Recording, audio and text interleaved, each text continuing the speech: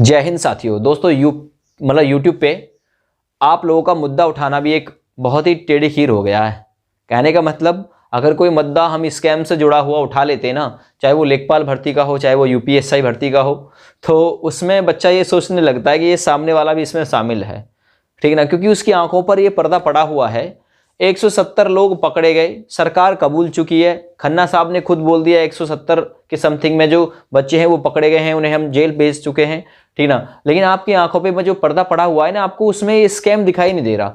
ये आप लोग ये सोच रहे हैं कि जो सामने हमको ये व्याख्यान कर रहा है, सामने हमको जो जानकारी ये दे रहा है, इसमें कुछ जुड़ा हुआ स्वार्थ हो सकता है। ये आपकी आंखों पर पड़ा हुआ पर्दा बताता है। सभी लोग एक जैसे नहीं है। देखिए, हम आपके लिए काम कर रहे हैं, आप हमारे नौकर नहीं है, हम आपके नौकर हैं। ठीक ना, हम आपके नौकर हैं। ऐसे ही सरकार से रिलेट करिए, मतलब योगी जी जनता के नौकर हैं, जनता के सर्वेंट हैं, है ना। योगी जी के आप नौकर नहीं हो। ऐसे ही हम कह रहे हैं, क्योंकि हम आपके लिए काम करने के लिए बैठे हैं।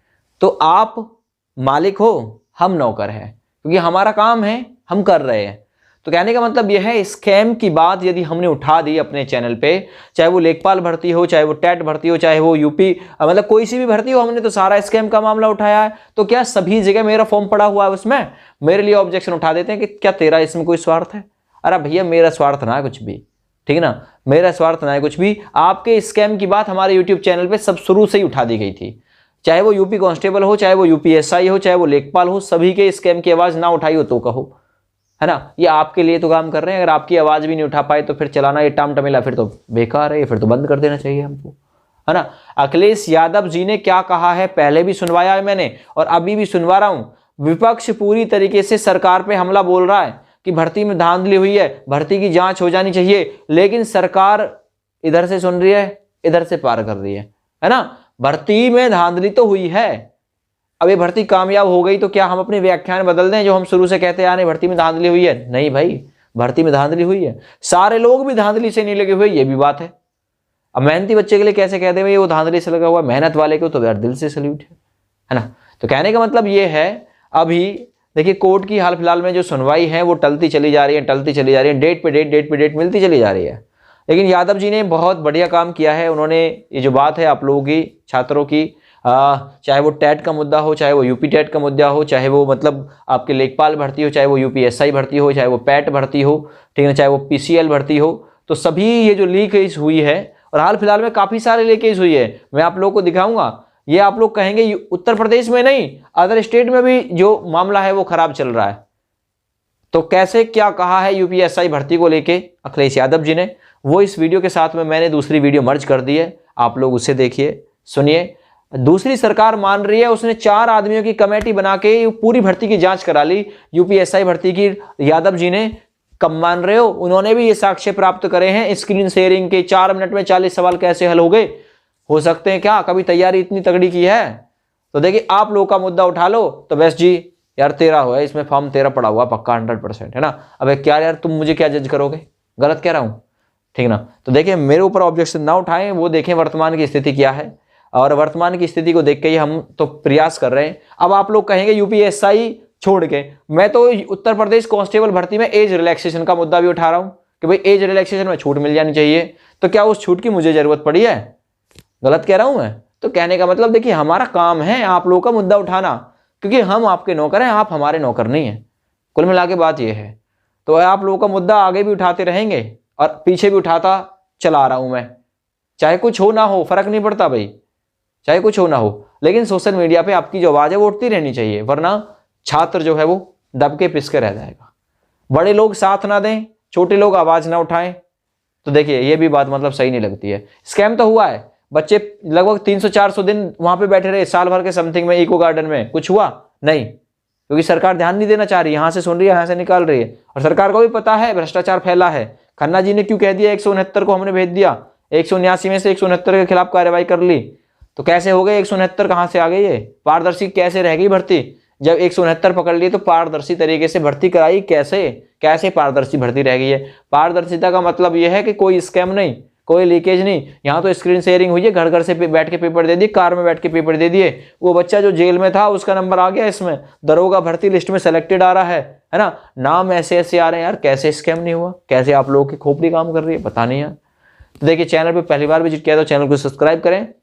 आप लोगों के लिए ऐसे ही काम किया जाता रहेगा। जिन लोगों को पसंद नहीं आता है भाई, वो चैनल को छोड़ सकते हैं, लीव कर सकते हैं, है ना। यहाँ तो उन लोगों को, मतलब उन लोगों को साथ जुड़ना है जो सबका साथ सबके, मतलब सबका साथ सबके विकास की बात करते हो। और जिन लोगों को लगता है कि हाँ भाई ऐसा ही ठीक है, तो वो लोग छोड़ भी सकते हैं। और मैं गारंटी दे रहा हूँ, जिन लोगों को ऐसा लगता है ना कि भाई मामला ये है, वो चैनल को सब्सक्राइब करेगा भी नहीं। मुझे पता है, उसके बारे में नॉलेज है, ठीक ना। इतने दिन से यूट्यूब पे हो, कम से कम ये तो जज कर लो कौन सही दे रहा, कौन फेक दे रहा, कौन क्या है। फेक वीडियो बताओ किसी कोई चैनल पे डाली हो तो अपने, जब कुछ होता ही नहीं तो डालते नहीं है। और आपकी आवाज़ तो भैया उठाते रहेंगे आगे भी। आप लोग कितना ही मना कर लो, 2-4 लोगों के मना करने से कुछ नहीं होने वाला, है ना। आवाज़ उठनी चाहिए। बड़े बड़े यूट्यूब चैनल आवाज़ उठा रहे हैं, यूपी तक हुआ, बहुत सारे यूट्यूब चैनल हैं जो आवाज़ उठा रहे हैं।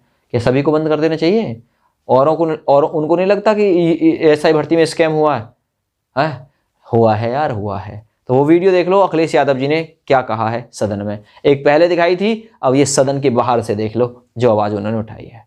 सरकार को लग रहा है, दूसरी सरकार को लग रहा है, तुमको नहीं लग रहा। जय हिंद। पेपर लीक हुए हैं, आप कल्पना नहीं कर सकते इतने पेपर लीक हुए होंगे सरकार में। और एसआई की भर्ती तो खुली चर्चा में है। बताओ, 100 से ज्यादा लोग पकड़े जा चुके हैं, गिरफ्तार हो चुके हैं। और एक दे दो, कोई सा दे दो। देखिए, जो बच्चे बैठे हुए मांग कर रहे हैं कि उनके भर्ती कैंसिल होनी चाहिए, क्यों नहीं होनी चाहिए?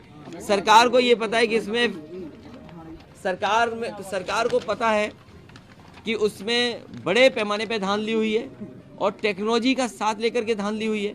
कोई कल्पना कर सकता है कि इतने मिनट में सब क्वेश्चन पेपर सॉल्व हो जाए? पूरे मिली भगत थी सबकी। जो इंस्टीट्यूशन में जहाँ पर परीक्षा हो रही थी वो मिली हुई थी इंस्टीट्यूशन, जिसने सॉफ्टवेयर क्रिएट किया वो मिली हुई थी, और लगता है सरकार मिली हुई थी, इसीलिए इतनी बड़ी धांधली संभव थी। बताइए, एसआई की भर्ती में लोगों ने कम समय में सब क्वेश्चन कर दिए। वो बात तो सामने आ गई। हो जाने कितने लोग गिरफ्तार हो चुके।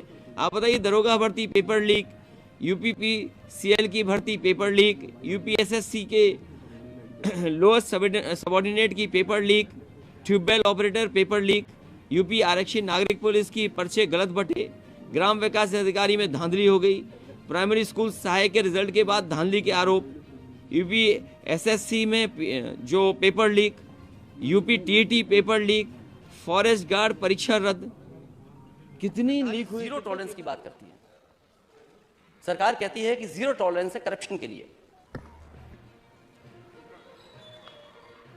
भर्ती हुई सब इंस्पेक्टर की, टेक्नोलॉजी का क्या इस्तेमाल किया जिन लोगों ने इसमें करप्शन किया है? एक एक सवाल, 100 सवाल इतनी आसानी से सॉल्व कर दिए और पकड़े गए। न जाने कितने लोग जेल जा चुके हैं। मानी सर, कितने लोग जेल जा चुके हैं? 70 से ज्यादा अध्यक्ष महोदय जेल जा चुके हैं। अगर आप भर्ती में ही जीरो टॉलरेंस नहीं दिखा रहे हैं, तो एक तो जीरो टॉलरेंस करप्शन वाला आपका कहां गया, और फिर जो भर्ती पा जाएंगे उनको लॉ एंड ऑर्डर को मेंटेन करने में जीरो टॉलरेंस कैसे देखेंगे आप? एक अभ्यर्थी जेल में था, वो पास हो गया, यही जीरो टॉलरेंस है आपकी करप्शन के लिए। इसमें ये ऐसा भी केस है माननीय सदस्य, माननीय ओम प्रकाश जी, ऐसा भी केस है कि जेल में था एक अभ्यर्थी, वो जेल से पास हो गया। लोग धरने पे रहे, जाने कितने महीने धरने पे बैठे रहे, लेकिन यही जीरो टॉलरेंस है सरकार का। और एक भर्ती में घोटाला नहीं, न जाने कितनी भर्तियों में घोटाला है। और 69,000 वाले बच्चे न जाने कितने दिनों से धरना दे दे करके पीछे